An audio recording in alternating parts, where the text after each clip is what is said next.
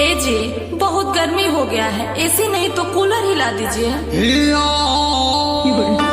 Table fan हिला दीजिए,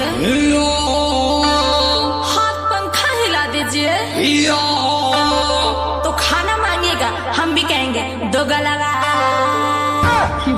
अरे कमीनी ये क्या बोल रही है? सुना राजा जी हमसे गर्मी ना सहाय हो, कर बर्दाश्त हमसे कुछ ना किनाई हो। देखी ना देही से टप टप चुए पसीना हो। हाथ रानी है गर्मी के महीना हो। जब से आयल हई परेशान हम तबानी हो। इत पेशा होवे तोहार खानदानी हो। तो है खाली बैठ के खटिया पे चाहे